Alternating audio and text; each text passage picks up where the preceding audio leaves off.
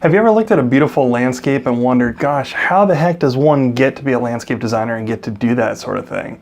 If you've wondered about that, you'll be happy to find that one of the coolest things about this industry is that there are so many different paths that you can take to become a landscape design professional. I'm going to talk about sort of what my path was, and if you're an aspiring landscape designer, we'll talk about what you should need to know as well. Keep watching.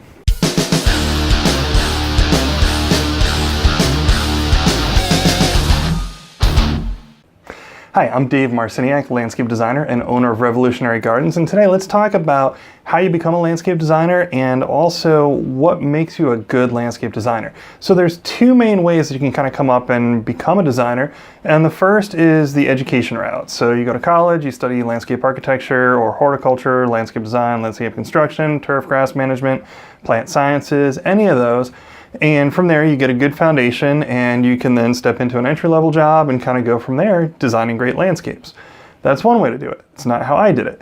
The way that I did it is I actually worked my way up through the industry. So I started off, I worked for my older brother's company starting when I was 16, doing everything from drag and brush and shoveling stuff. Worked my way up to foreman. When I was 20, started my own landscape design and installation business.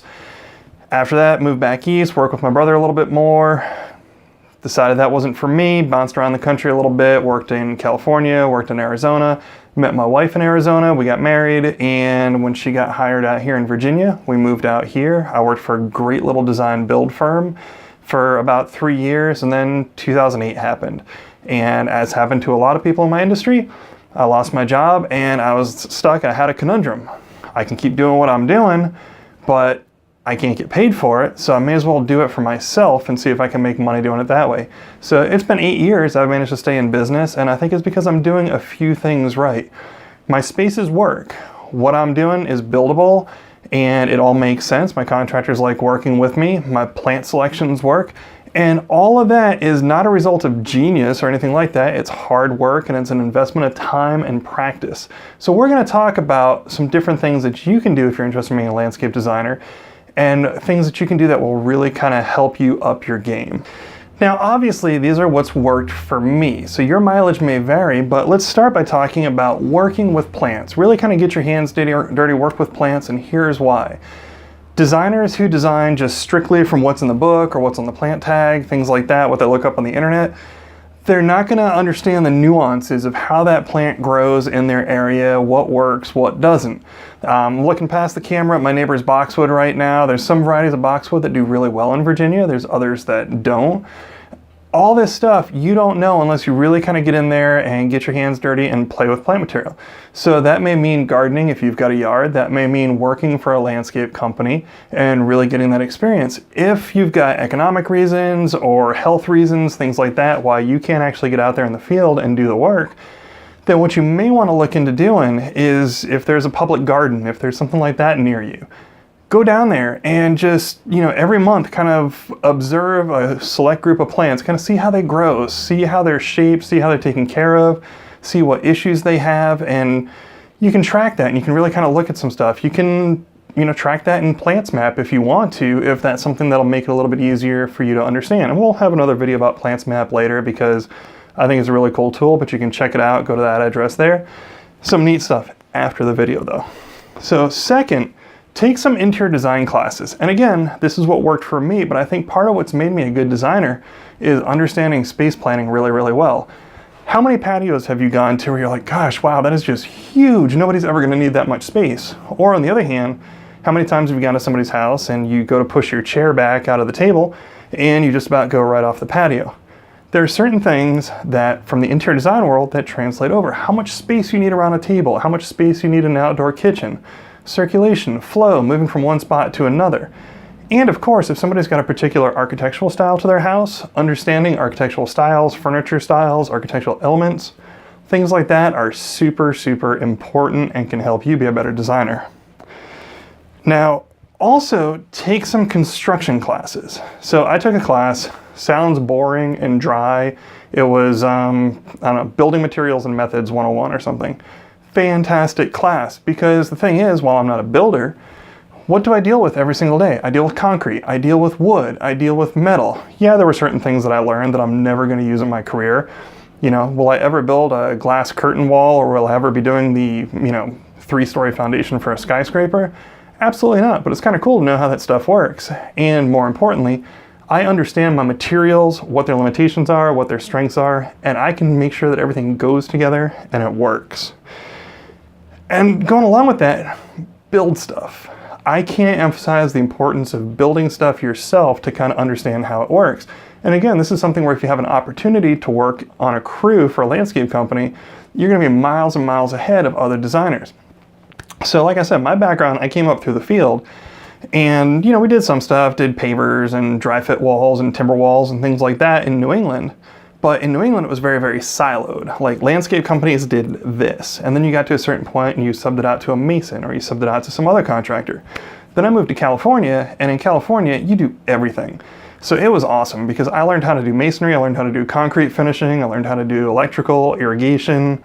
The more stuff you know, the better your designs are, because first of all, your contractors can build them, and that's going to make your contractors super, super happy. But the other thing is, as you're designing, you'll be kind of mentally building things, so you'll know they're economical and you'll know that they'll function well. So really important to consider. Now, you've also got to be hungry. And what I mean by that is never get complacent, always be kind of looking for how you can educate yourself and what's going to really help make you a better designer.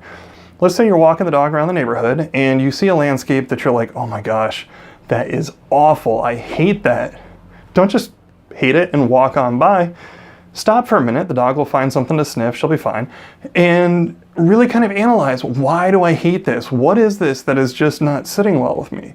Similarly, if you see a landscape and you're like, wow, this is really cool, I would love to do something like this, look at it, kind of think, okay, take it apart. What are the elements? What works about this? What doesn't? What are some opportunities that I can learn from this and kind of build on this? We're surrounded by great landscaping every day. We're surrounded by horrible landscaping every day. But the point is, every day we're in a classroom. Now, you've also got to be humble, because there are a ton of people that know a lot more than you, and odds are, if you're working with good installers, your installers will always know a little bit more than you do. It's just how it is. They're in the field building this stuff every day. We're just in the office designing it. So if you get a little bit of pushback from an installer on a design project that you're doing, check your ego at the door. Really try to have the conversation, say, okay, look, this is what's important to me, this is what I thought. Explain to me why this isn't going to work, because then you're going to know for the next time. And the other thing that's important is, don't be afraid to stand your ground a little bit if what he's proposing radically changes the design intent, but it shouldn't, because your design should be good if you followed everything else that I've said so far to this point. Now this next one, people aren't necessarily going to love, but to be a good designer, you got to learn how to sell. And you may say, well, geez, Dave, I don't like selling, or I hate salespeople, or any number of excuses that I get. Well, guess what, Cupcake? If you can't sell yourself and your work and what it is that you're doing, you're not going to get the opportunity to be a designer for long. Whatever your job was before, you're going back to it. So I think this industry would be so much stronger if more designers were good at selling, because we're not doing the car dealership thing of where we're kind of trying to go in and, do our 18 different closes and really try to push people down the funnel. What we're doing is we are seeing, okay, this is where I think this client needs to be, and they obviously want to be there or they wouldn't have called me. So how can I help them understand that this is the right solution for them and this is what's going to make them happy in the long run? That's our job as landscape designers, and that's part of sales. So if you have an opportunity, take a crappy sales job where you're getting paid 100% commission. That's where I actually learned how to sell and do it well. And I mean, let's be honest, if I can sell toilet paper to truck stops, which is what I was doing on commission, when I came back to the landscape industry and I was selling stuff that I loved, it was so much easier, because if you love what you're selling, it's not like work. Now, finally, learn how to communicate. And I mean this on so many different levels because it's important as a designer. So first of all, your drawings. You've got to learn to communicate visually, because our job as landscape designers is to remove uncertainty from the equation.